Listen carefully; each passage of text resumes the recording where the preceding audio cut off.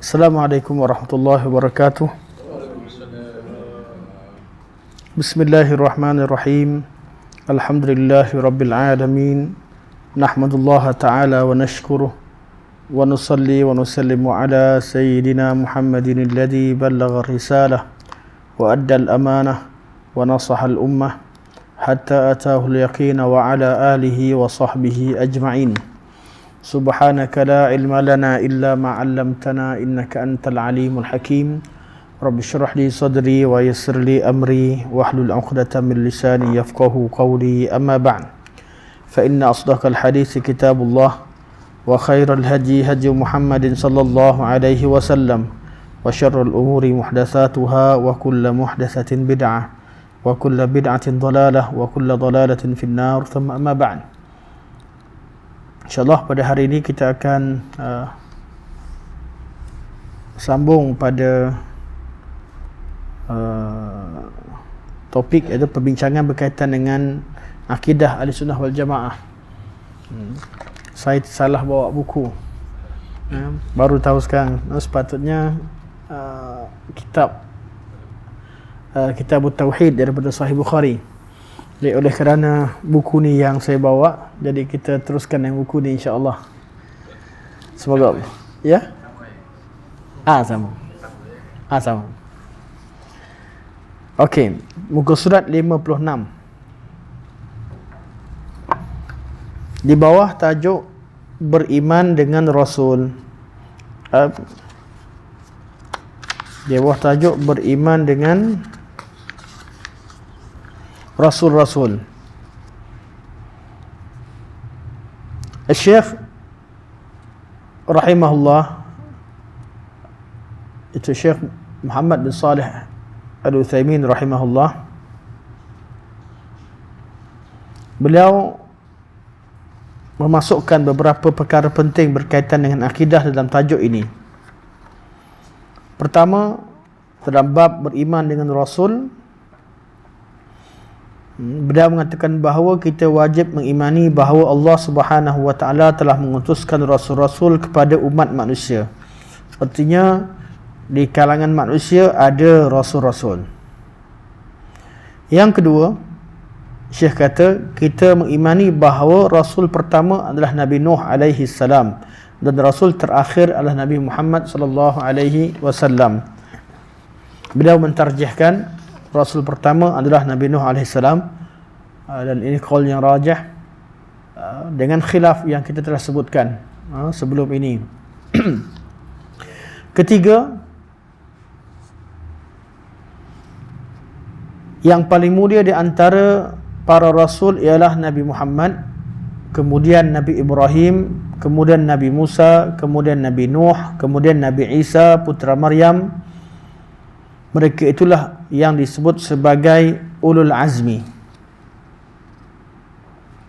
Yang keempat, kita berkeyakinan bahawa syariat yang dibawa oleh Nabi Muhammad sallallahu alaihi wasallam mencakup keutamaan syariat-syariat yang dibawa oleh para rasul yang dimuliakan secara khusus itu. Syariat Nabi syariat paling sempurna. Yang kelima, semua Nabi dan Rasul, kita mengimani bahawa semua Rasul adalah manusia biasa yang diciptakan oleh Allah Subhanahu wa taala.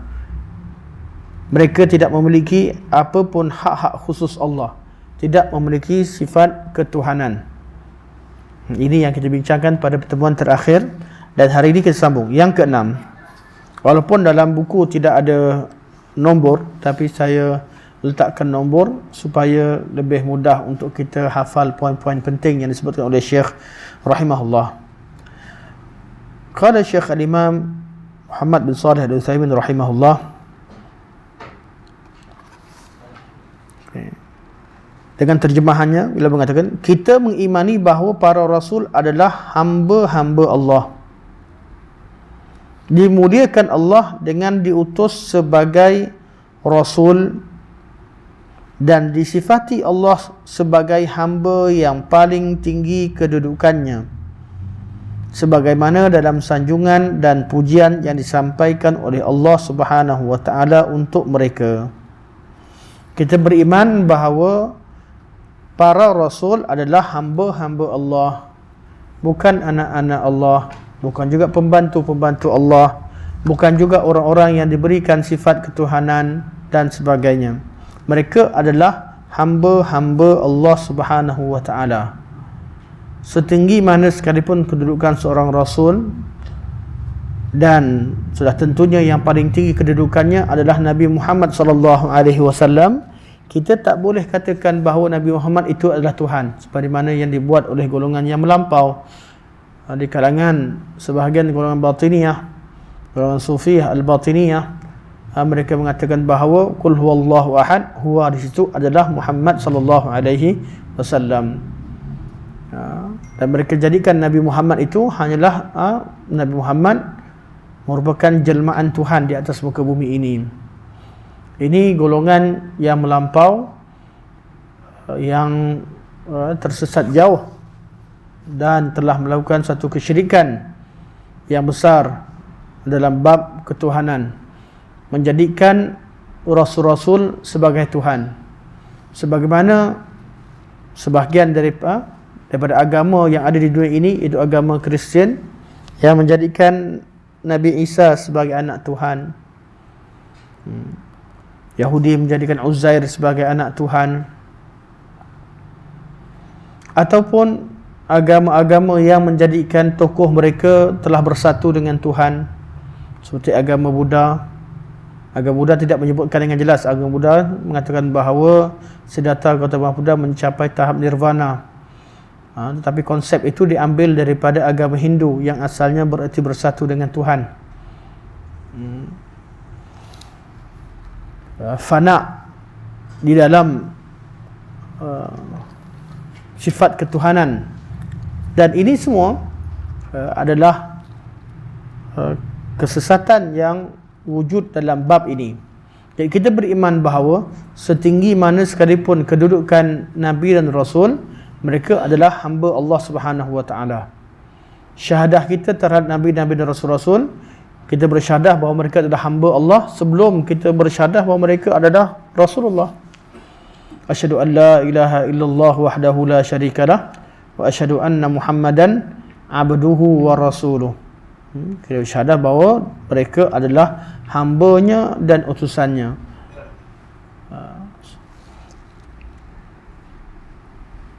Allah dimuliakan Allah dengan diutus sebagai Rasul, tapi bukan hamba yang sama macam kita dalam erti kata tidak ada perbezaan. Mereka mempunyai kedudukan yang tinggi kerana mereka diutus oleh Allah Subhanahu wa taala sebagai seorang Rasul, dan disifati Allah sebagai hamba yang paling tinggi kedudukannya.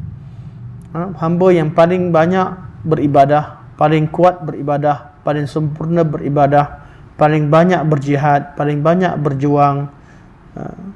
Inilah sifat Nabi-Nabi dan Rasul-Rasul. Mereka menjalankan tugas sebagai Rasul dengan penat, payah, dengan kesungguhan, dengan pengorbanan.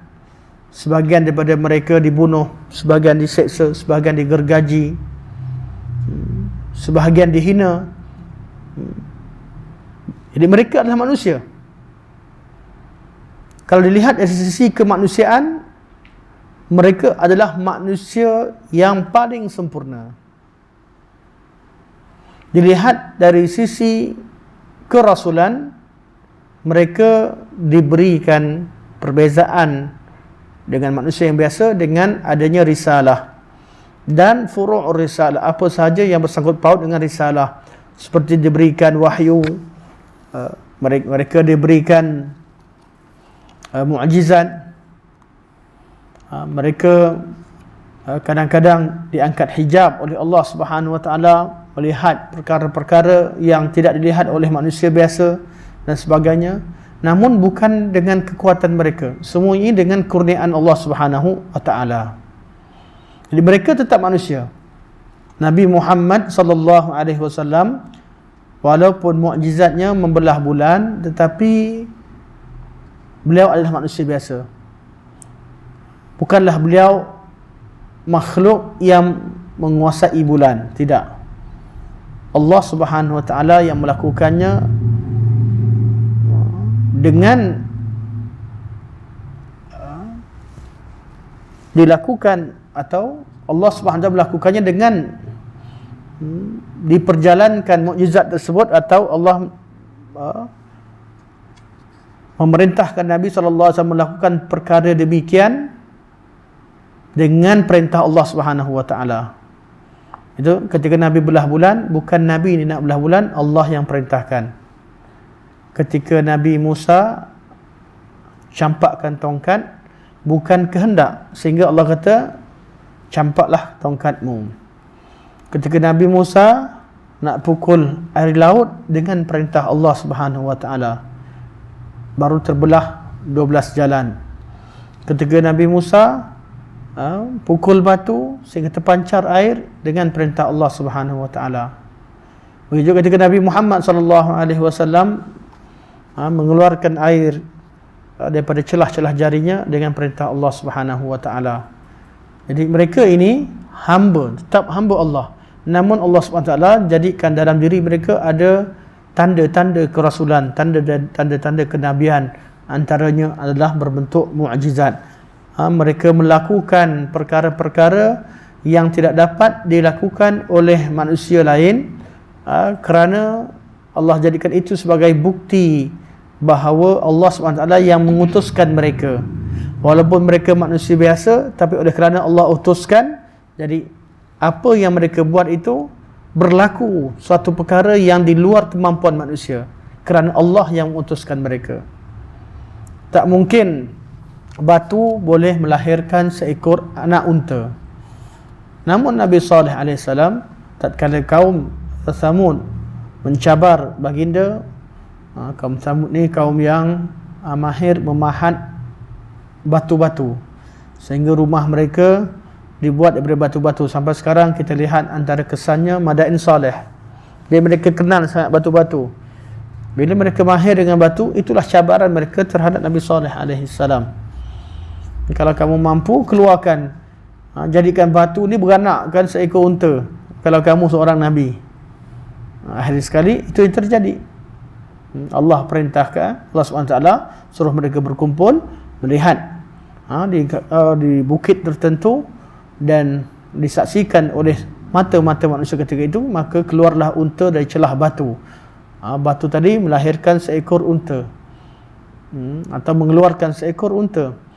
Dan seterusnya, semua mukjizat berlaku dengan perintah Allah, dengan kuasa Allah, walaupun secara zahirnya dilakukan oleh nabi-nabi dan rasul-rasul. Bukan mereka yang mempunyai kemampuan tersebut, tapi mereka diberikan mukjizat. Allah yang memberikan mukjizat tersebut kepada mereka, dengan maslahah, dengan tujuan untuk membuktikan kebenaran agama yang mereka bawa. Okey. Jadi mereka tetap hamba Allah Subhanahu wa taala dalam bab qada qadar. Mereka tidak mampu mengubah qada qadar kecuali apa yang Allah Subhanahu wa taala tetapkan. Namun dalam bab syariat, mereka lah hamba yang paling patuh kepada Allah Subhanahu wa taala. Okey, dari apakah dalil-dalil yang menunjukkan bahawa mereka adalah hamba Allah? Firman Allah Subhanahu wa taala berkenaan dengan rasul pertama, Nuh alaihi salam. Allah berfirman, "Dzurriyyata man hamalna ma'a Nuh, innahu kana 'abdan syakura." Kalau antum ada yang ini boleh gariskan kalimah 'abdan syakura. Golongan umat manusia ini, Allah menyeru pada mereka, wahai anak cucu dari golongan yang Allah selamatkan mereka bersama dengan Nuh alaihi salam, sesungguhnya Nuh itu seorang hamba yang syakur, hamba yang sangat banyak bersyukur pada Allah Subhanahu wa taala. Allah namakan Nuh alaihi salam dengan gelaran abdan syakura, hamba yang bersyukur. Jadi Nuh adalah hamba Allah Subhanahu wa taala. Firman Allah Subhanahu wa taala berkenaan dengan rasul terakhir Nabi Muhammad sallallahu alaihi wasallam. Allah berfirman, Tabarakalladzi nazzala al-furqana ala 'abdihi liyakuna lil 'alamin nadhira. Gariskan kalimah ala 'abdihi. Maha suci Allah Subhanahu wa taala yang telah menurunkan kitab Al-Furqan, iaitu Al-Quranul Karim, kepada hambanya, iaitu kepada Nabi Muhammad sallallahu alaihi wasallam, liyakuna lil alamin nadhira, agar dia menjadi pemberi peringatan kepada seluruh alam. Jadi Nabi Muhammad hamba Allah, Nabi Nuh hamba Allah. Dan firman Allah Subhanahu wa taala berkenaan dengan rasul-rasul lainnya. Antaranya firman Allah Subhanahu wa taala, "Wadhkur ibadana Ibrahim wa Ishaq wa Ya'qub ulil aidi wal absar." Dan ingatlah hamba-hamba kami Ibrahim, Ishaq, Ya'qub, ulil aidi, mereka ini memiliki kekuatan,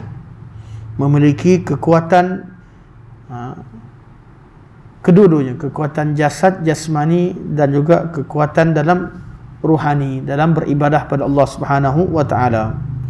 Wal absar, iaitu basirah, jamak dari kalimah al-basirah, mempunyai pengetahuan agama yang mendalam, mempunyai ilmu yang mendalam. Ulil aidi wal absar, ini sifat Nabi-Nabi, Rasul-Rasul. Mereka mempunyai kekuatan jasad, kekuatan ruhani, atau kekuatan dalam beribadah kepada Allah Subhanahu wa taala. Pada masa sama Allah berikan kekuatan akal, pemikiran dan kefahaman, kebijaksanaan. Inilah sifat-sifat Nabi-Nabi dan Rasul-Rasul. Ibrahim, Ishaq, Ya'qub, mereka memiliki sifat-sifat ini. Yang kita fokuskan pada kalimah wadhkur ibadana. Ingatlah hamba-hamba kami. Ibadana, hamba-hamba kami. Dan firman Allah Subhanahu wa taala lagi, wadhkur abdana Dawud dzal aidi innahu awwab.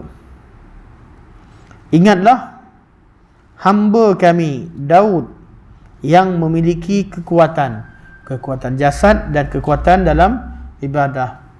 Kekuatan jasad beliau melenturkan, diberikan kekuatan dan mukjizat, melenturkan besi. Juga diberikan kekuatan dalam beribadah pada Allah Subhanahu wa taala, juga kefahaman dalam agama, seperti mana kisah beliau dengan Sulaiman ketika memutuskan menjadi hakim terhadap perselisihan dua orang yang berselisih, bergaduh, berebut tentang kambing. Innahu awwab, sesungguhnya dia seorang hamba yang awwab, iaitu yang banyak beribadah kepada Allah Subhanahu wa taala, iaitu hamba yang taat. Jadi fokus kita pada kalimah abdana, hamba kami. Dan firman Allah Subhanahu wa taala, wa wahabna li Dawuda Sulaimana ni'mal 'abdu innahu awwab. Dan kami kurniakan kepada Daud Sulaiman, iaitu anak yang bernama Sulaiman. Siapa Sulaiman tersebut? Ni'mal 'abdu innahu awwab. Sulaiman adalah sebaik-baik hamba Allah. Innahu awwab, sesungguhnya dia sangat kuat taat kepada Allah Subhanahu wa taala. Daud disifatkan juga sebagai hamba, sebagai innahu awwab. Begitu anaknya Sulaiman, innahu awwab, kuat beribadah. Dan kedua-dua mereka diberikan, Allah panggil mereka dengan, Allah sebut mereka sebagai hamba. Wazkur abdana. Dan pada Sulaiman Allah kata ni'mal abdu, sebaik-baik hamba.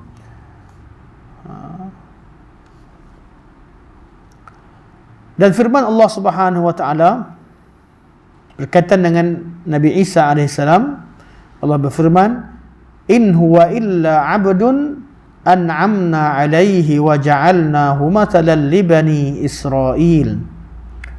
Sesungguhnya dia tidak lain tidak bukan hanyalah seorang hamba, itu Isa alaihissalam.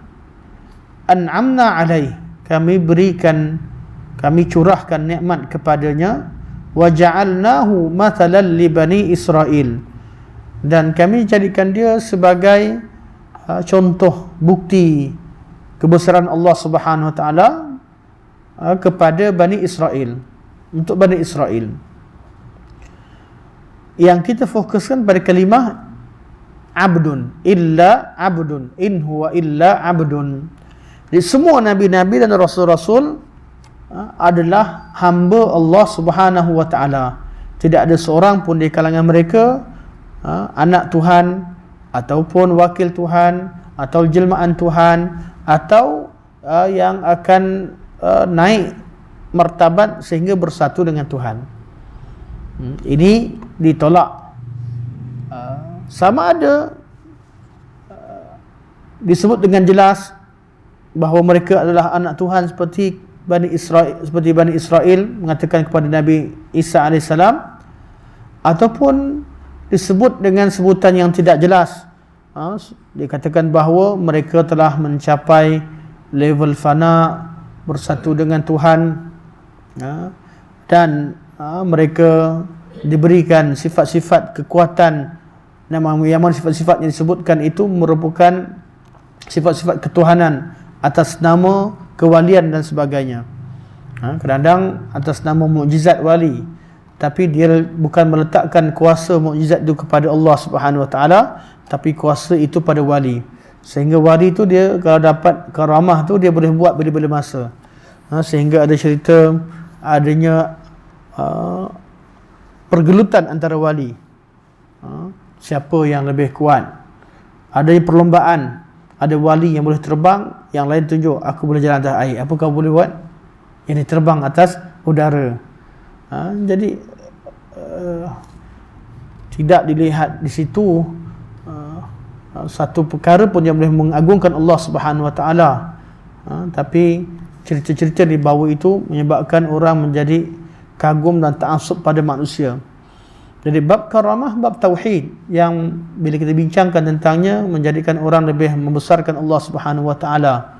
Bukan pelajaran tauhid mengajak kita mengagungkan manusia.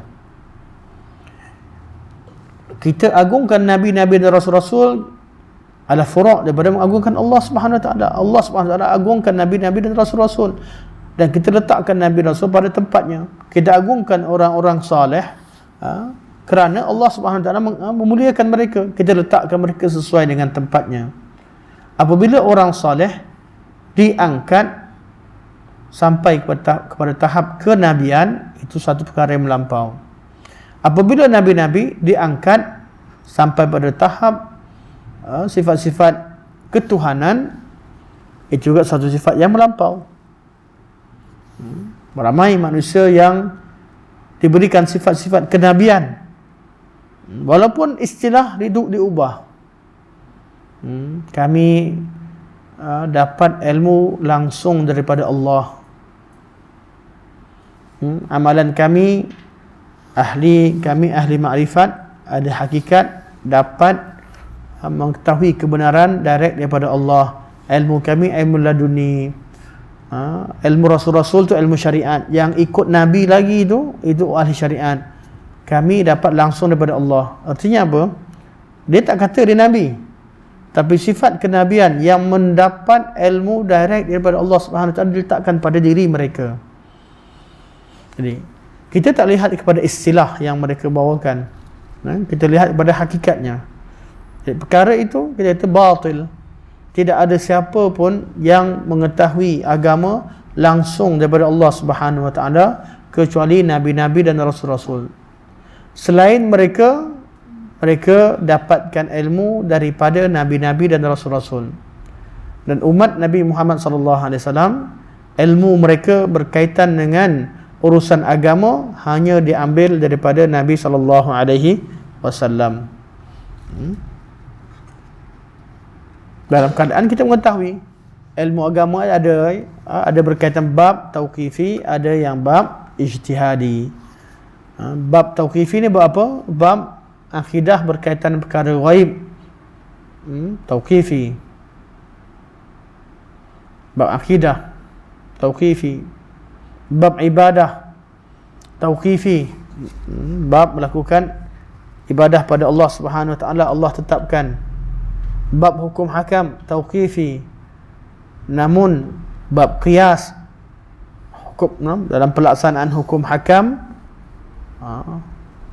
akan terjadi kerana ajaran Islam itu merangkumi segala aspek kehidupan, dan kehidupan manusia berubah daripada semasa ke semasa, maka hukum itu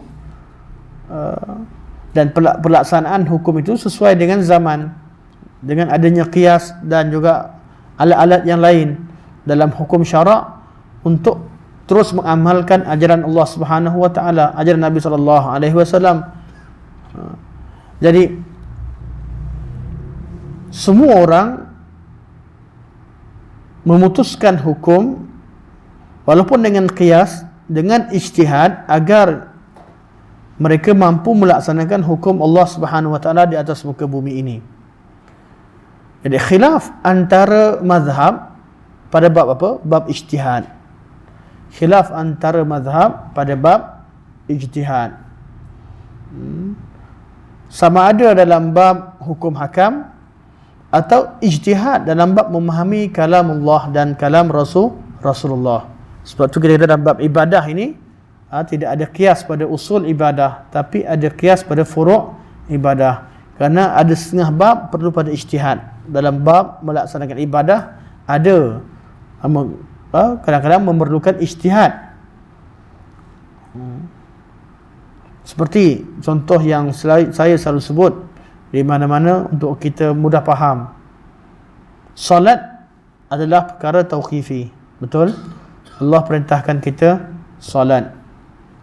Dan segala perbuatan dalam solat adalah perbuatan yang kita contohi daripada perbuatan Nabi sallallahu alaihi wasallam. Kita mencontohi cara solat Nabi sallallahu alaihi wasallam kerana Nabi kata sallu kama raaitumuni usalli.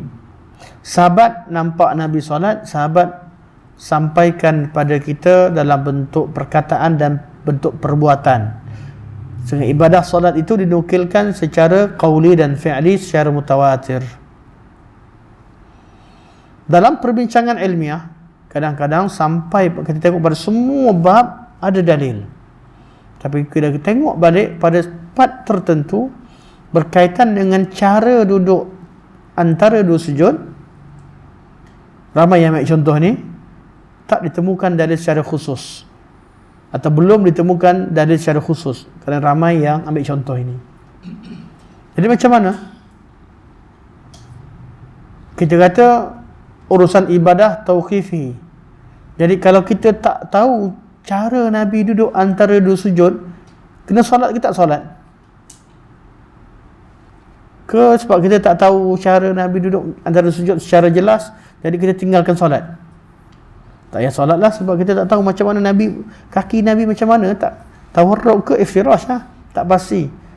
Atas alasan tak jumpa dalil cara Nabi duduk antara dua sujud, last sekali tinggalkan solat. Begitu ke? Tak. Usul ibadah tu sabit. Nabi solat.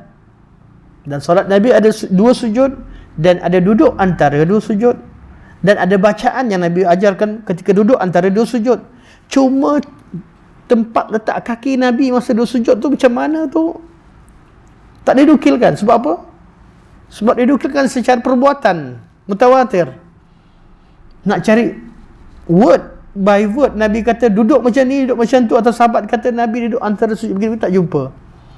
Jadi kita perlukan ijtihad pada furu'.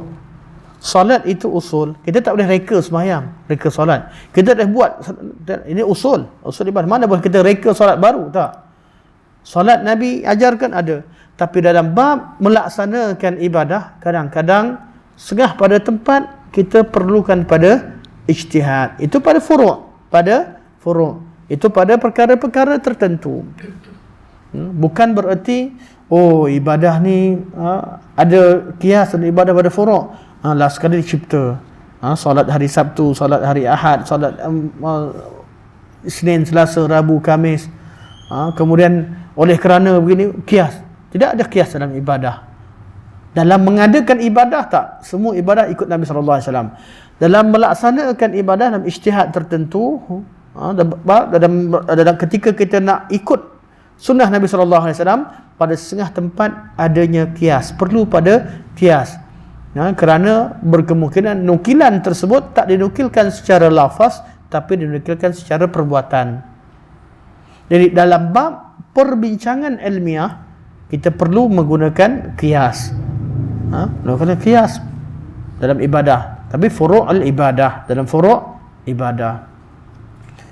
Tak boleh dengan satu alasan, ini yang dibuat oleh ahli bid'ah. Satu alasan, habis semua benda nak dalil, dia cabar. Cuba datangkan dalil cara Nabi duduk antara dua sujud. Tak habis-habis suara ni kita dengar dari dulu. Lepas tu saya selalu sebut dengan kawan yang begitulah. Saya cakap, jadi yang mana satu? Solat Nabi SAW daripada Nabi berdiri, daripada Nabi takbiratul ihram sampai Nabi beri salam, segala rukun qalbi, fi'li, qawli, semuanya warid. Hanya satu benda kamu tak jumpa dalil, kemudian kata tak payah perlu tak perlu pada dalil. Adakah ini satu pemikiran yang logik? Tidak. Bila tak temukan, itu kelemahan. Kita tahu bahawa ilmu manusia takkan sempurna, tapi agama Allah sempurna. Kita nak cari dalil, semua benda nak cari dalil. Kita kata memang kita semua benda nak cari dalil. Tidak ada kias dalam ibadah. Tapi setengah ibadah dinukilkan dengan secara mutawatir, sehingga mereka tak terfikir nak cari dalil. Sejak depan dulu sampai sekarang, orang tak terfikir nak cari dalil, sebab dinukilkan secara mutawatir. Ada tak? Ada. Sikit. Ada. Kebanyakan semua ada. Tapi ada benda-benda yang kita tak terfikir pun nak minta dalil. Betul? Pernah cari dalil cara baca alif lam mim. Buktikan Nabi baca alif lam mim. Saya tengok ada seorang profesor Mesir tu, dia kata, ada aku baca alam. Ulum tak ada dalil. Jadi ayat Quran semua umat, seluruh umat baca begitu. Quran dinukilkan secara syafawi, syafahatan. Tak terima, hanya nak cari satu patah perkataan Nabi sebut alif lam mim.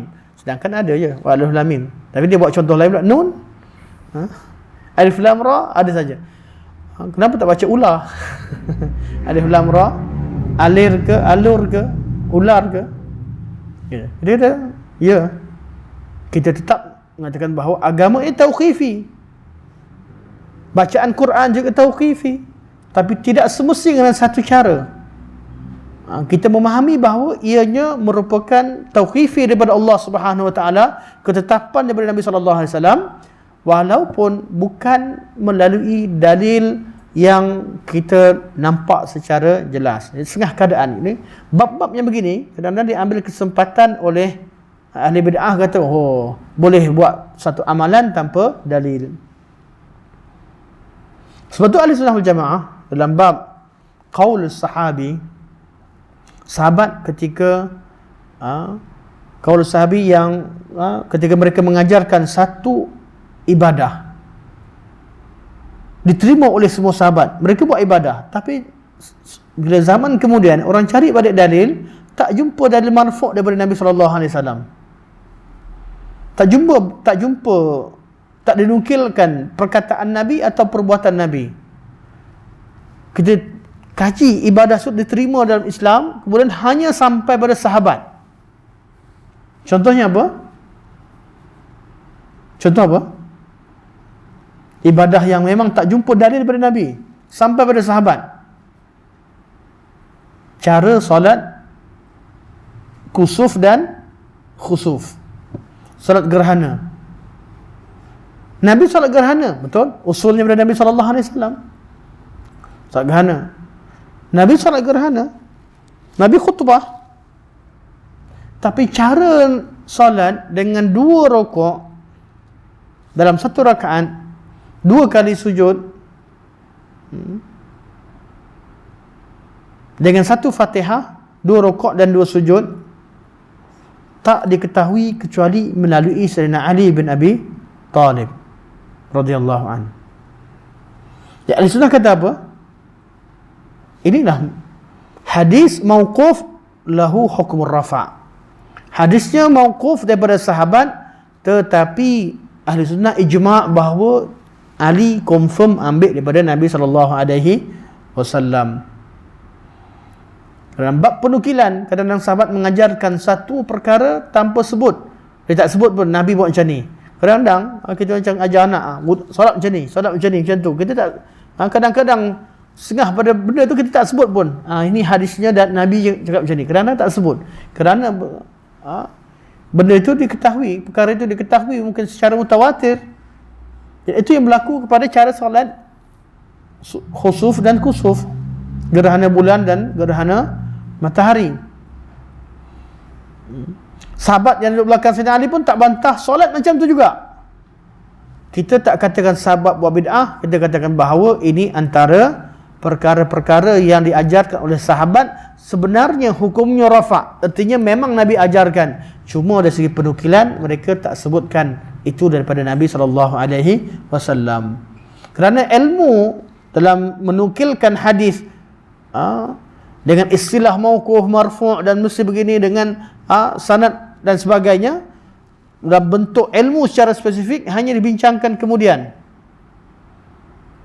Jadi kita katakan bahawa salat khusuf dan khusuf bukan ijtihad Sayyidina Ali, tapi ia adalah perkara yang diajarkan oleh Rasulullah sallallahu alaihi wasallam. Jadi perbuatan Sayyidina Ali yang mengajarkan salat tadi adalah mauquf kepadanya, mauquf, tapi ada hukum rafa', iaitu hukumnya walaupun secara riwayatnya daripada Sayyidina Ali, namun hukumnya semua ulama ijma' bahawa sahabat takkan buat satu ibadah kecuali apa yang diambil daripada Nabi sallallahu alaihi wasallam. Dan itulah manhaj Ahli Sunnah. Tak pernah Ahli Sunnah mengatakan oh sahabat buat bid'ah, tapi ada bid'ah lain. Bila dia tak jumpa, dia cari, dia nak buat bid'ah, jadi dia kata orang yang paling pertama buat bid'ah adalah sahabat Nabi SAW. Keluarlah contoh-contoh begini. Beza tak? Beza. So itulah hadis mauquf lahu hukum rafa' adalah perkara yang diamalkan oleh seluruh mazhab di kalangan Ahli Sunnah wal Jamaah. Kenapa? Mereka ijma' bahawa sahabat-sahabat Nabi tidak melakukan bid'ah dalam agama mereka. Okey. Itu yang ke-6, iaitu mereka sebagai hamba Allah, hamba yang paling sempurna. Mereka Rasulullah, mereka adalah rasul, hamba Allah, sampaikan agama Allah, dan mereka lah orang yang paling sempurna melaksanakan perintah tersebut. Kalau kita ustaz-ustaz belum tentu lagi. Ustaz-ustaz mereka sampaikan ilmu yang mereka belajar, dan belum tentu apa yang mereka sampaikan tersebut mereka lebih sempurna daripada anak murid. Belum tentu. Kadang-kadang baca kitab tentang fadilat qiyamul lail, anak murid dengar, maka beramallah dengan qiyamul lail 1 jam 2 jam. Ustaz tu kadang-kadang tak bangun pun, kadang-kadang 2 rakaat je. Sebab apa? Kita bukan Nabi, bukan Rasul. Rasul tidak. Mereka hamba Allah, mereka Rasulullah, dan mereka juga adalah orang yang paling sempurna Penghambaannya kepada Allah Subhanahu wa taala, paling banyak beribadah pada Allah, paling sempurna ibadahnya. Sebab tu tahap level kesempurnaan itu perlu dirujuk kepada sunnah Nabi sallallahu alaihi wasallam. Itu piawaiannya. Nak tahu orang tu melampau lebih atau orang tu kurang cuai, ukurannya adalah sunnah Nabi sallallahu alaihi wasallam. Bukan ikut selera. Kadang-kadang piawaian orang buat sekarang, pergi kat geng-geng liberal, kita cerita wajib pakai tudung pun dia kata syadid lah kau ni, tak kena tempat. Syadid tak bertempat. Cerita zaman sekarang ni tudung ni relax lah. Setakat pakai tudung tak pakai tudung ni, tak payah nak tegur, tak payah nak cerita sangat. Itu dia pakai ukuran ni, ukuran diri sendiri. Jadi umat wasata ni, umat yang pertengahan, dia kata tak syadid, boleh sampaikan agama dengan tenang. Bab yang Nabi tegas, kita tegas tidak bererti kita melampau. Yang melampau perkara yang ijtihad, kita hukumkan orang berbeza dengan kita seolah-olah perkara itu tauqifi, ini melampau. Berbeza pandangan dalam bab ijtihad, dituduh pihak yang berbeza itu seolah-olah mereka ini tidak mahu beramal dengan sunnah Rasulullah. Lampau lah. Mana boleh kita tuduh mazhab berbeza kita bahawa mereka tak ikut sunnah. Paling-paling kita beramal, kata saya cenderung pada pandangan ini kerana saya nampak dalil lebih dekat dengan dalil. Kita tak tuduh pihak yang berbeza dengan kita tidak mengamalkan sunnah Rasulullah sallallahu alaihi wasallam. Kerana bab ijtihad. Tapi kalau bab tauqifi, bab ketetapan daripada Allah Rasul, Nabi dah beritahu, Allah dah beritahu begitu, kemudian orang tak percaya, jangan ajak kita untuk bertolak ansur. Ini ketetapan syarak. Bab ibadah tauqifi, ketetapan daripada Allah, bab ibadah, Nabi dah ajar begitu caranya, kemudian orang buat cara lain tanpa ada dalil atau dengan terus terang mengatakan kami buat ini hanya kami reka, tapi untuk elokkan lagi, nampak lebih elok lagi, kita jangan pula bertolak ansur. Orang yang bertolak ansur adalah orang yang cuai, orang yang leka, orang yang mengabaikan sunnah Nabi SAW. Ukurannya pada apa? Pada sunnah Nabi SAW. Sebab tu perbezaan wujud pada zaman Nabi SAW. Khilaf wujud, tapi ada khilaf yang Nabi cela, ada khilaf yang Nabi tidak cela. Ketika sahabat-sahabat pergi dalam peperangan Bani Quraidah, Nabi suruh pergi ke Bani Quraidah. Nabi kata jangan kamu salat asar kecuali kamu dah berada di Bani Quraidah. Mereka pun pergi. Sampai tengah jalan, masuk waktu asar.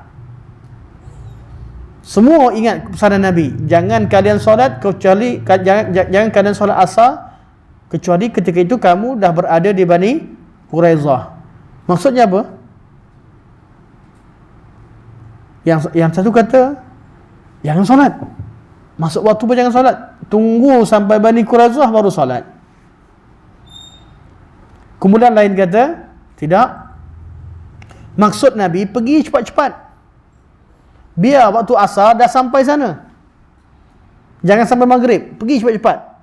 Nak kepung Bani Quraidah ni, pergi cepat-cepat, biar waktu asar sempat solat di Bani Quraidah. Jadi yang kata Nabi faham, kata Nabi suruh pergi cepat-cepat, mereka solat tengah jalan, masuk waktu solat. Satu kemudian lagi tak solat, lewatkan solat sampai masuk waktu maghrib baru solat. Sebab Nabi kata jangan kalian solat kecuali di Bani, solat asar kecuali Bani Quraidah. Okey, siapa betul, siapa salah? Dua-dua betul ke salah satu betul? Sampai pada Nabi SAW, Nabi tidak mencela salah satu daripada mereka. Nabi tidak mengaibkan salah satu daripada mereka. Kerana kedua-duanya nak ikut sunnah Nabi SAW. Tapi Yang mana yang rajih? Yang rajih mana? Ada orang kata, oh, artinya betul-betul boleh amalkan betul-betul. Dia kata, tak. Bila khilaf, Nabi tak cela khilaf tersebut. Nabi tak marah. Tapi secara praktikalnya, sunnah muttaba'ah, sunnah yang diikuti, diketahui bahawa yang betul adalah golongan yang solat di tengah jalan. Sebab tak ada syariat diamalkan bahawa solat asar mesti ke Bani Quraizah. Pengamalan tak dilakukan. Jadi tak perlu pun nak cerita siapa betul salah. Orang tahu dah siapa betul, siapa salah. Secara apa? Secara amalannya. Jadi kebenaran tetap satu. Yang betul adalah yang solat di tengah jalan. Sahabat yang solat terlepas pada waktu, di Bani Quraizah baru solat, tak berdosa sebab dia ijtihad. Dia berijtihad dan salah. Tapi bukan kali kedua buat lagi.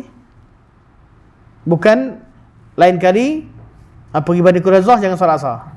Sampai selesai. Jangan ulang balik. Tidak mengulangi. Mereka tidak mengulangi kembali apa yang telah mereka silap. Artinya ada yang ikut sunnah, ada yang tersalah. Yang tersalah dapat satu pahala, yang betul dapat dua pahala. Bukan dengan sengaja. Bukan dengan sengaja. Okay. Bab ini bab ijtihad. Khilaf begini wujud pada zaman Nabi SAW. Khilaf antara Sayyidina Umar dengan Ammar bin Yasir. Bab tayammum dan sebagainya banyak. Terlalu banyak khilaf-khilaf fiqhiyah. Nabi tidak aibkan. Oleh itu ulama mengatakan bahawa khilaf masalah fiqh tidak mengeluarkan seseorang itu daripada ahli sunnah wal jamaah.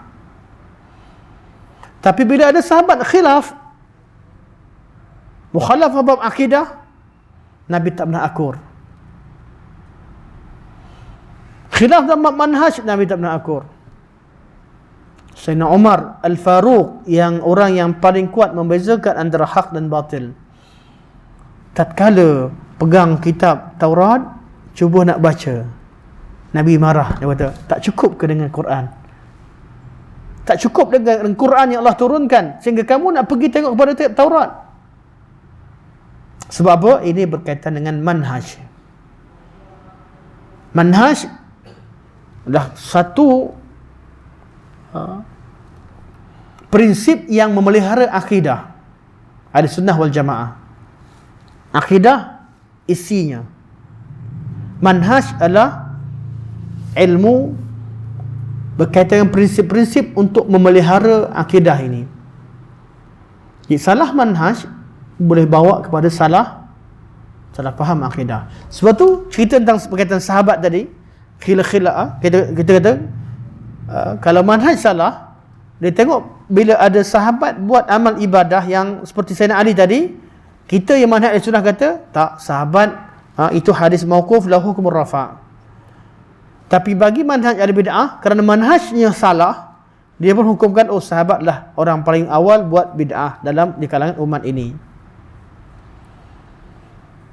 Ketika kita tengok, kita baca kisah Sayyidina Bilal bin Rabah solat 2 rakaat ketika wuduk. Tiap-tiap kali wuduk solat 2 rakaat. Dia tak tanya Nabi pun, begitu macam tu dia buat. Kerana dia tahu memang wuduk ini, bila dah wuduk, alam wuduk dia solat. Alam wuduk dia solat. Dan dia tak ajarkan pada siapa-siapa pun. Itu amalan dia. Bila dah wuduk boleh solat. Alam wuduk dia solat. Bahasa mudahnya begitu. Amalan dia ditakrirkan oleh Allah Subhanahu Wa Taala. Apabila Nabi mimpi Nabi itu adalah wahyu, dan Nabi ikrarkan perbuatan Bilal. Kerana Nabi mimpi tapak kakinya mendahului Nabi SAW. Ahli sunnah mengatakan bahawa sunnah ini namanya sunnah takririyah, berlaku pada zaman Nabi SAW, dan ketika itu tidak ada larangan pun untuk melakukan bid'ah, dan itu pun tak dinamakan bid'ah kerana belum ada larangan ketika itu, dan syariat masih terbina. Pada solat 2 waktu ketika kat Mekah, pagi dan petang. Kemudian Nabi naik ke Isra' Mi'raj, ketika Mi'raj Nabi terima 50, kemudian berubah pada 45, 40, 35, 30 sampai jadi 5. Ini ke atas saja, nasakh dan mansukh yang berlaku pada malam pada malam Mi'raj, sampai pada 5 waktu turun balik ke Makkah, sampai ke Makkah. 5 waktu tersebut masih lagi disolat dalam keadaan 2 rakaat, solat 4 rakaat, 2 rakaat, kecuali maghrib 3 rakaat. Artinya pada di Mekah 5 waktu, tapi subuh 2 rakaat, zuhur 2 rakaat, asar 2 rakaat, maghrib 3 rakaat, isya 2 rakaat. Sehinggalah Nabi berhijrah ke Madinah Munawwarah, akmala fil ula salatul hadari. Kata Ibn Abil Is, pada tahun pertama baru disempurnakan solat orang yang hadir. Orang musafir kekal 2 rakaat, diberi rukhsah, seperti keadaan di Makkah. Tapi bagi orang yang hadar, yang tidak musafir, yang tinggal di permukiman, mereka solat dengan rakaat yang sempurna, iaitu 4 rakaat. 4 rakaat. Yang berubah ialah pada solat yang 4 rakaat, iaitu solat zuhur, asar dan isya. Yang lain rakaat tak berubah. 4 rakaat. Jadi kita kata apa? Ini nasakh dan mansukh memang berlaku pada zaman hidup Nabi sallallahu alaihi wasallam. Kemudian lepas solat sempurna pun tak baca Fatihah, tak apa. Nabi orang yang masuk Islam tak tahu apa, Nabi baca subhanallah walhamdulillah wa la, kata bacalah subhanallah walhamdulillah wa la ilaha illallah wallahu akbar. Sehinggalah Nabi kata la salata liman lam yaqra bi Fatihatil kitab, tidak ada solat bagi orang yang tak baca surah Fatihah. Kemudian begitu keadaannya, sampailah tahiyat, Nabi tak tetapkan bacaan. Sehinggalah ada sahabat baca, Nabi dengar dia baca assalamu ala Allah, Nabi baru betulkan, baru Nabi tetapkan bacaan surah, bacaan tahiyat. Dan keadaan itu berlaku.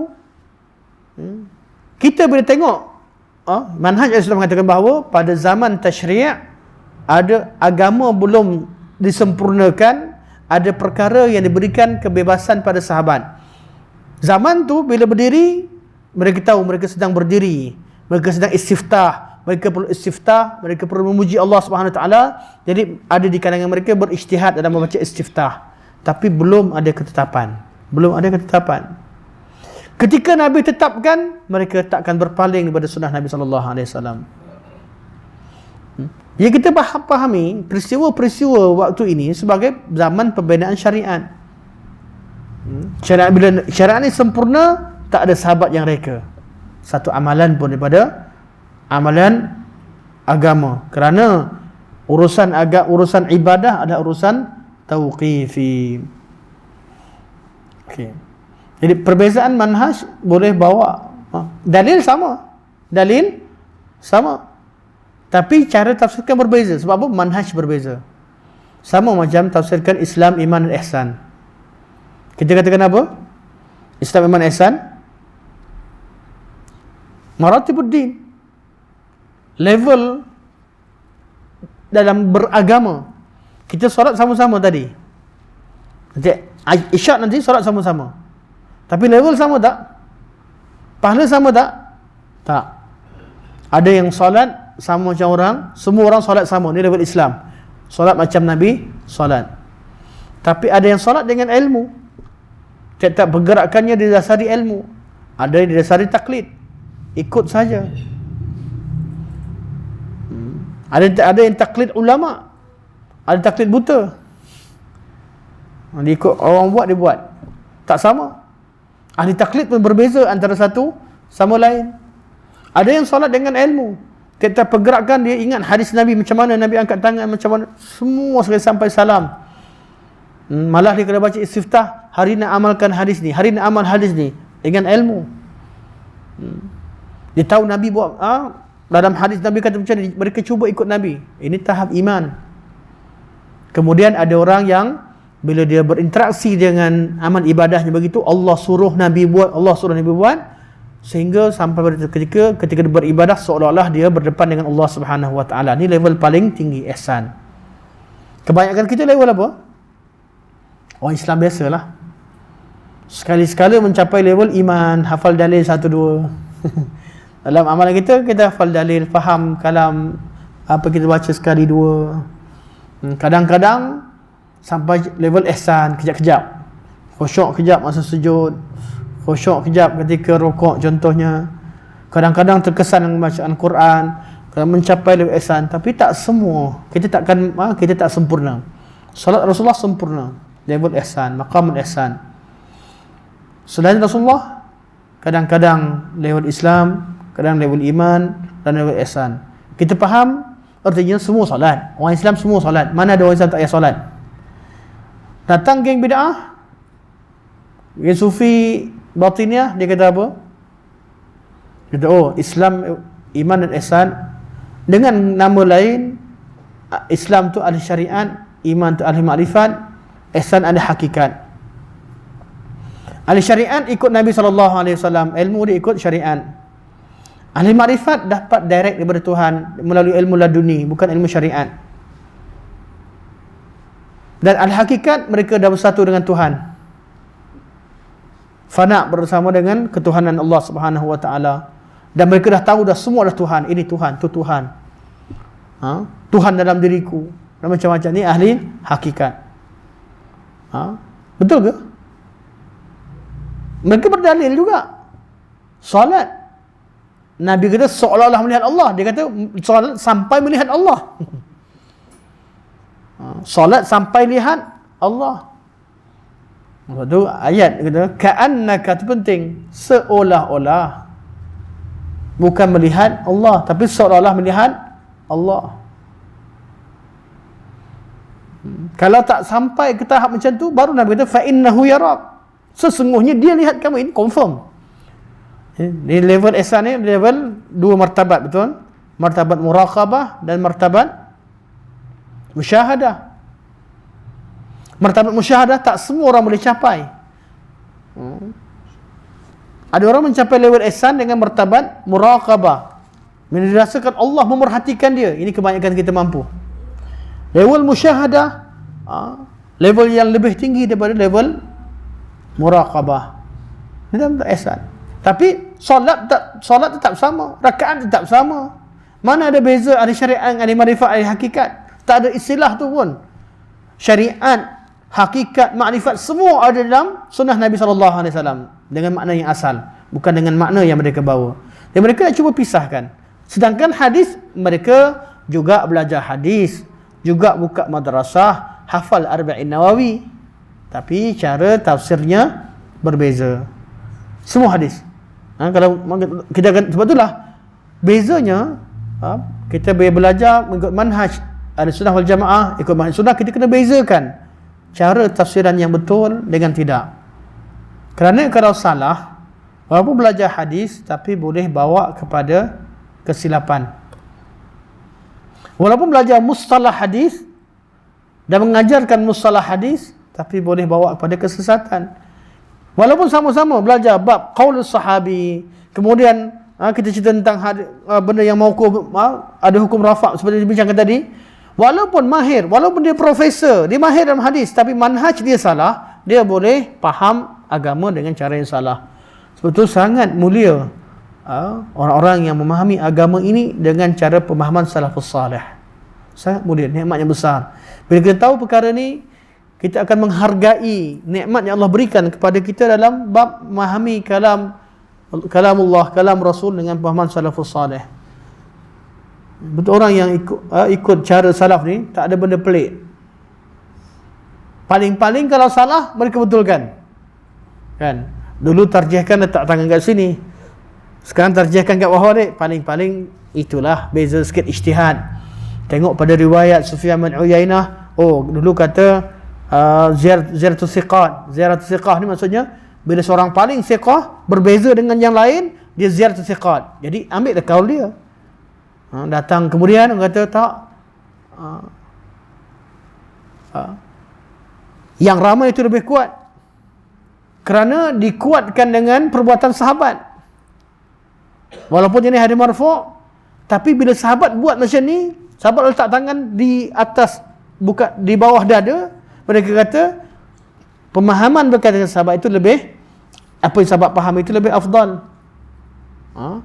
Ditarjihkan lagi dengan tarjihan-tarjihan yang dibuat ada dalam mazhab pun sebenarnya. Cuma kita kata Kita belajar kena beza ijtihad. Ada kata janggut Nabi panjang sampai ke belah dadanya. Kan Nabi solat nak letak atas, kalau letak atas dada, macam mana janggut Nabi SAW kat bawah janggut ke, selak janggut ke, nak letak ke atas? Ini tarjihan tambahan. Jadi mereka mentarjihkan letak di atas, di bahagian bawah dada, kerana janggut Nabi sampai ke dada. Dengan ataupun mereka menggunakan hujah bahawa kalau letak di atas dada ada tasyabbuh dengan Yahudi yang solat letakkan tangan di atas, yang beribadah letakkan di atas dada dan sebagainya. Okay. Jadi dengan ahli sunnah berubah sekalipun dalam bab tarjih, tetap mereka tidak membid'ahkan satu sama lain. Perubahan itu bergantung pada mafhum terhadap nas. Kita tarjihkan letak atas di bawah dada, kita takkan kata yang letak atas dada ahli bid'ah, tidak. Yang letak atas dada, dia takkan kata orang letak di atas perut atau bawah perut sebab ahli bid'ah, tidak. Sebab ni perkara ni adanya unsur ijtihad dalam memahami nas. Masing-masing ada dalil kat depan, tapi perbezaan ahli sunnah hanya pada bab furu', bab ijtihad. Perbezaan dengan ahli bid'ah kat mana? Bezanya dalam bab tauqifi. Nak fahamkan sudah. Ahli sunnah, beza kita dengan ahli bid'ah pada bab usul atau bab tauqifi. Nabi dah buat begitu, Rasul dah buat begitu, sahabat buat begitu, dia buat lain. Nabi dah ajar begitu, Quran sebut begitu, hadis sebut begitu, sahabat faham begitu, tabi'in faham begitu, semua mazhab faham begitu, dia buat lain. Itu nama ahli bid'ah. Sebab tu perbezaan dalam bab ijtihad tidak menjadikan seseorang yang terkeluar daripada ahli sunnah. Tapi bila mereka menyalahi perkara yang telah diijma'kan oleh salafus salih, terutama berkaitan dengan urusan akidah dan ibadah, dia adalah melakukan perkara bid'ah. Akidah, ibadah, tauqifi, ketetapan daripada Allah Subhanahu Wa Taala, dan dia tak berubah. Akidah ni berubah ke? Tak berubah ikut masa dan tempat. Ibadah pun tak berubah ikut masa dan tempat. Pelaksanaan ada perubahan kerana agama Islam merangkumi segala aspek kehidupan, dan kehidupan manusia itu berubah. Kemudian berubah, itu saja perubahan yang berlaku. Itu manhaj ini saya selalu sebut di mana-mana, kena pegang betul-betul. Kita buat amal ibadah mesti ikut Nabi SAW, dan tak ada cara untuk kita nak faham sunnah Nabi kecuali melalui dalil. Sama ada dalil Al-Quran atau dalil sunnah Nabi SAW dengan pelbagai jenisnya, ataupun dalam bab furu' tertentu, dalil qaul sahabat yang mempunyai dasarnya. Atau kalau tuan-tuan bincang lebih detail lagi buat istidlal ni, untuk orang awam tak dibicarakan, tapi sekarang mungkin juga ada kepentingan untuk dibicarakan. Bab-bab begini dulu tak ramai cerita. Adanya unsur husnuzan di kalangan tabi'in terhadap guru mereka.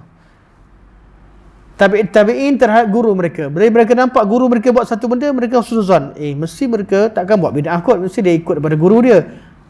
Unsur husnuzan. Husnuzan ni berlaku pada generasi awal. Mereka temukan satu amal ibadah kerana mereka taklid pada guru mereka kerana husnuzan. Takkan kita pergi jumpa Ibnu Umar buat, kita nak kata Ibnu Umar tak faham agama ke? Jadi dengan husnuzan, kadang-kadang mereka tak cari dalil. Kadang-kadang bab-bab begini, bab husnuzan ini ada tempatnya. Jangan pula pergi pada zaman-zaman mutaakhirin yang memang ahlinya dalam fiqh ni, contoh dalam mazhab Syafi'i, ada siapa? Mazhab di zaman mutaakhirin ni, mazhab akidah lain, ibadah lain. Mazhab fiqh lain, mazhab akidah lain. Dulu mana ada? Dulu semua ikut Nabi SAW. Itulah imam yang ada, imam dalam segala bab. Tapi zaman kemudian dia dah ada dah. Dia fiqh Syafi'i, akidah dia Mu'tazilah. Ada tak? Ada. Ramai Hanafi. Ramai di kalangan Hanafiah yang bermazhab Mu'tazilah dalam akidah. Ada bermazhab Asy'ariyah, Maturidiyah, ada yang bermazhab malah golongan dalam bab-bab tertentu sampai pada bab golongan Ibadiyah, sekalipun sebahagian daripada mereka bermazhab Syafi'iyah. Kalau mereka ada mazhab Ibadiyah sendiri. Sebahagian daripada golongan Syiah bermazhab Zaidiyah, secara akidahnya dia ibadah ikut Syafi'iyah kerana dekat Sebab tu banyak konvert antara Zaidiyah dengan Syafi'iyah di Yaman sebagainya. Sebab apa zaman kemudian ni dah campur. Jadi kita bila keadaan berlaku, begitulah umat, dan umat dah bermudah-mudah dengan bid'ah. Kita jumpa amal ibadah umat kemudian, kita kena lebih ketat ke kita kena lebih longgar? Lebih ketat lah. Bila jumpa satu amal ibadah dalam kitab-kitab kemudian, kita kena husnuzan ataupun kita kena letakkan hukum syariat yang ketat atau kaedah yang ketat, kaedah yang ketat. Kita semua nak ikut sunnah Rasulullah sallallahu alaihi wasallam. Sekarang ni dah suara-suara orang yang kononnya belajar sunnah, dia kata, oh, kita gunakan mazhab husnuzan dengan ulama dengan ni. Jadi buku-buku yang mana saya tulis, buku-buku furu', buku-buku syarah, kan buku-buku hawashi yang bukan syarah, dalam kita ada matan, ada syarah. Lepas tu ada, kalau antum biasa dengan buku lama, nota tepi tu hawashi yang syarahkan, buat nota, dia buat nota lagi, tambah lagi. Kitab-kitab hawashi ni, apa disyarahkan oleh sahabat hawashi dijadikan sama level dengan nas. Alasan husnuzan. Sepatutnya yang kemudian ini, kaul kemudian, kalau berkaitan dengan urusan tauqifi, urusan akidah ibadah, kita perlukan dalil. Sebab tak akan wujud satu amalan pun kecuali melalui dalil. Itu yang perlu kita ketatkan zaman kemudian. Zaman sahabat dulu, perlu ke mereka nak cari sanad? Sanad apa lagi? Dah semua jumpa Nabi SAW. Mana tahu ada sahabat menipu? Mana ada sahabat menipu? Semuanya adul. Zaman sahabat semuanya adul. Allah saksikan hati mereka sehingga Allah kata radhiyallahu anhum wa radu'an. Mereka buat sesuatu dengan redha Allah Subhanahu wa taala. Nakkan redha Allah, Allah redha dengan mereka. Tak ada masalah pasal hati nak menipu, tak ada. Dalam agama ni mereka betul-betul nakkan syurga, dan Allah dah janjikan mereka syurga. Wa'ada lahum jannat. Siap dah Allah untuk mereka syurga. Jadi qaul sahabi, zaman sahabat, mereka hanya cek salah ke tak salah. Aisyah bila dengar Abu Hurairah kata demikian, Aisyah kata salah tu, Nabi tak kata macam tu. Sebab apa? Ada kemungkinan saja kerana mereka manusia, mungkin mereka salah faham, salah nukil, salah dengar. Itu saja yang perlu dicek untuk qaul sahabi. Itu pun jarang berlaku kerana mereka hidup dengan Nabi SAW. Tiba-tiba orang zaman sekarang ni, dia ambil keadaan sahabat yang tak tanya sanad, yang tak tanya sanad, dia kata, tengok sahabat buat macam tu, kita zaman sekarang pun terima je lah kat buku kemudian macam sahabat dulu. Husnuzan, jangan sangka buruk kat orang. Kita tanya dalil, bukan sangka buruk. Dah jadi, orang tanya dalil, sangka buruk dengan orang. Ini semua kerana puncanya daripada manhaj. Kita manhaj untuk berhati-hati. Kena berhati-hati, teliti dalam bab ibadah, dalam bab akidah. Bab furu' teliti, tapi kita adanya tolak ansur yang perlu kita cek dan lihat. Bab akidah pun ada furu', bukan furu', ada, boleh kata furu', atau dia kata bab-bab tertentu adanya khilaf. Tak khilaf akidah tu sedikit sehingga kita tak jadikan itu sebagai usul. Okey. Tak jadikan ini sebagai satu kaedah yang dipegang.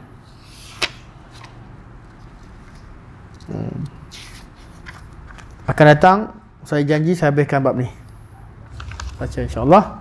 Yang ketujuh, poin yang ketujuh berkaitan dengan risalah Nabi SAW untuk seluruh umat. Penting. Bab ni penting, kita kena bincangkan pada pertemuan akan datang insya-Allah. Jadi kita sampai sini dulu. Kita buka pada soalan insya-Allah.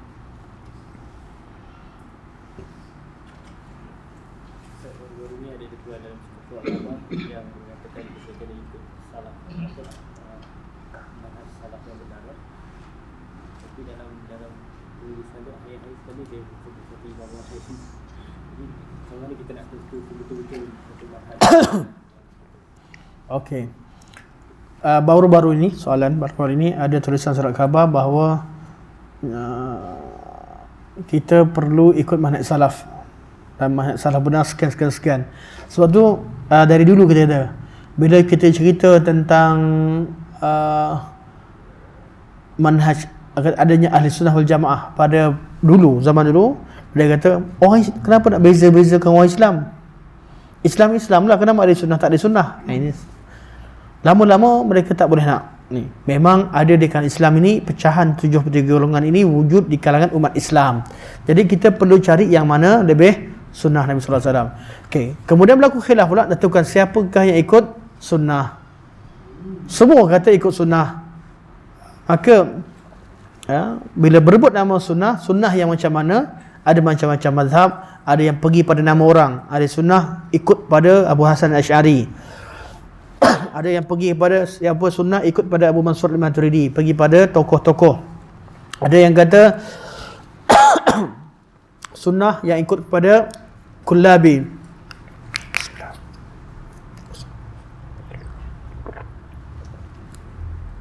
Alhamdulillah.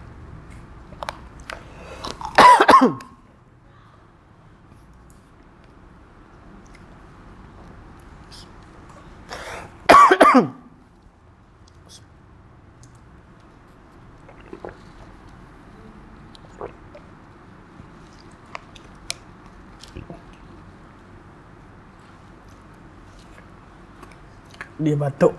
Batuk ni, kalau seorang batuk, alhamdulillah tak ada yang batuk. Biasa kat mana-mana kalau saya batuk, satu surau batuk. Satu masih batuk. Okey. Jadi ahli sunnah kata nak dikatakan sebagai ahli sunnah mesti balik kepada sahabat Nabi sallallahu alaihi wasallam.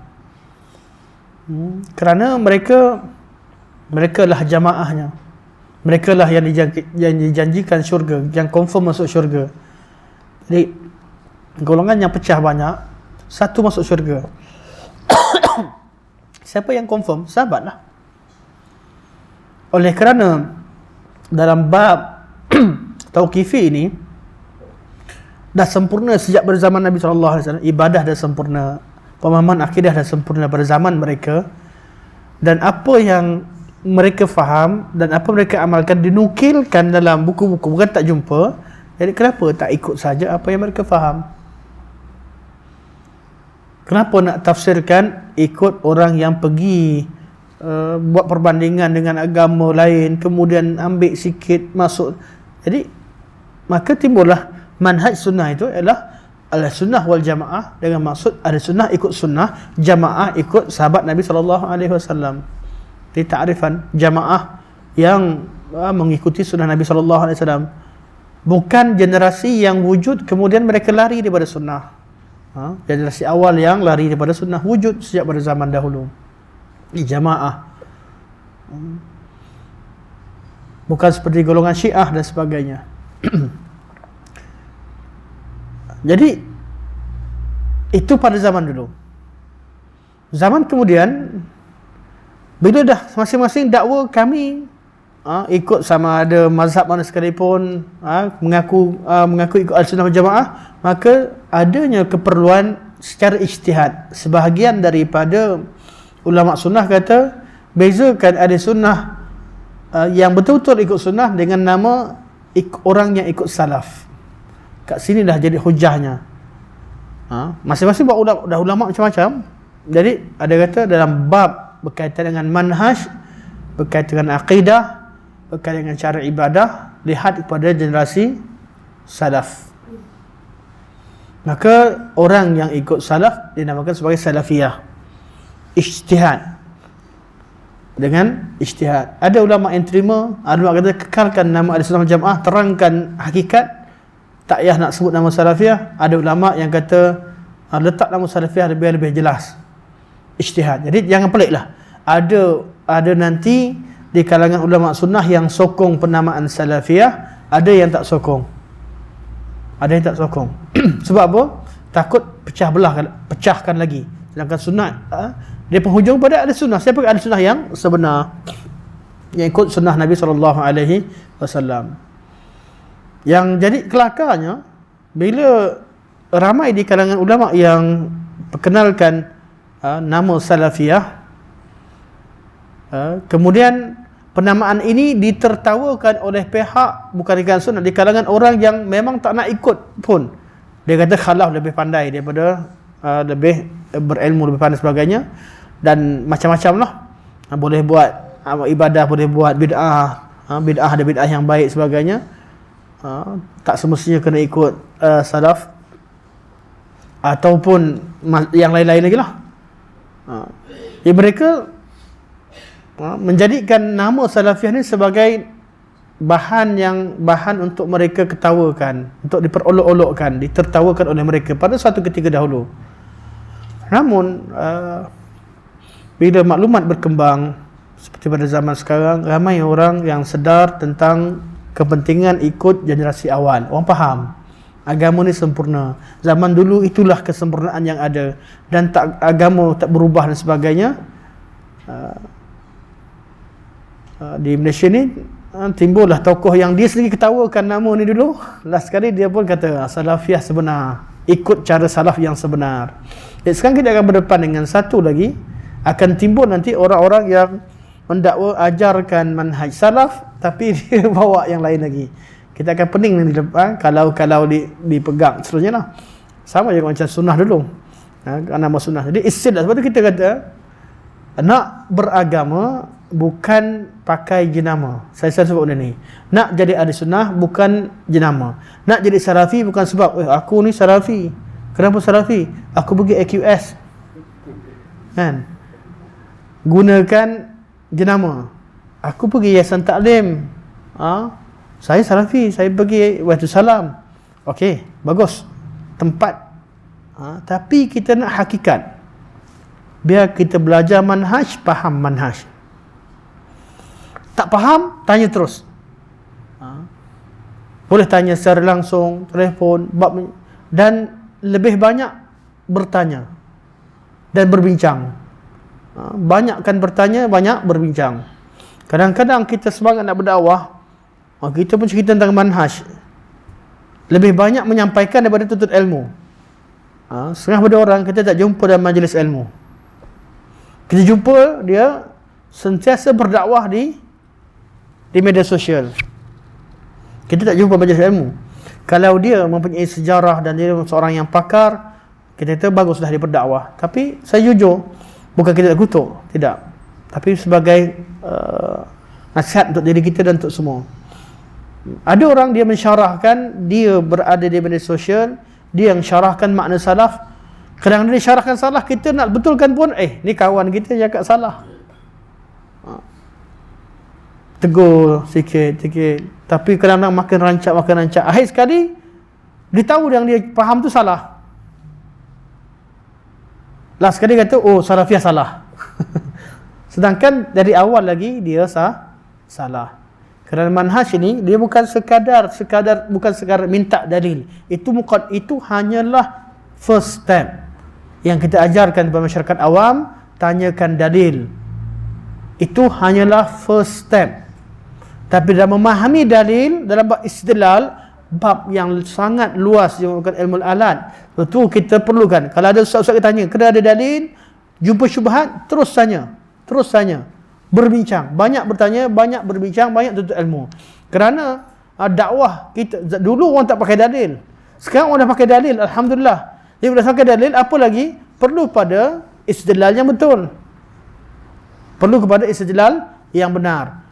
Di situlah pentingnya untuk banyak berbincang dan belajar. Terutama kita berhadapan masalah lepas ni, nama salafiyah pun dipakai oleh orang yang memang tak ikut salaf pun. Tuan-tuan tengok di negara Indonesia banyak pondok pesantren nama salafiyah. Kita bukan mainlah pergi nak solat salafiyah. Solat lain macam salafiyah kat sini. Rupanya pakai nama je. Dia kata dia lebih salaf. Mereka pun pakai nama begitu. Jadi orang nampak pelik. Nampak amalan yang pelik-pelik kadang-kadang datang daripada tempat-tempat yang begini. Jadi nak tak nak selamat, ada hikmahnya. Bukan dengan nama, tapi dengan ilmu. Belajar, pahami betul-betul dengan kadar kemampuan kita. Beramal dengan sunnah, memahami sunnah dengan kadar kemampuan kita. Tak mungkinlah kita nak syaratkan semua orang jadi alim, tidak. Tapi dengan kadar kemampuan. Dan kalau kita bukan ahlinya, lebih banyak menuntut dan belajar daripada banyak bercakap. Kalau ahlinya, kena bercakap. Ada orang dia terlalu tawaduk sampai diam 1000 bahasa. Padahal dia tahu. Itu bukan tawaduk, itu takut namanya. Tawaduk ni tidak bercakap pada bab dia tak tahu. Tapi kalau tahu, tak boleh sembunyikan ilmu. Kalau tahu, tak boleh sembunyikan ilmu ketika waktu hajat dan keperluan. Kadang-kadang terlalu tawaduk sampai tak sampaikan ilmu. Ada orang terlalu semangat berdakwah sampai tak ada ilmu. Sampai bab yang tak ada pun. Jadi kita kena berada di tengah-tengah. Semua orang perlu ambil neraca sunnah Nabi SAW sebagai asas. InsyaAllah, minta maaf saya kat sini, minta maaf saya ambil jam 9 tu sebagai saya punya neraca. Lepas ni kita akan awal sikit insyaAllah. Sampai sini saja. Subhanakallahumma wa bihamdika asyhadu an la ilaha illa anta astaghfiruka wa atubu ilaik. Wa sallallahu ala sayyidina Muhammad wa ala alihi wa sahbihi wa baraka wa sallam. Walhamdulillahirabbil alamin. Assalamualaikum warahmatullahi wabarakatuh.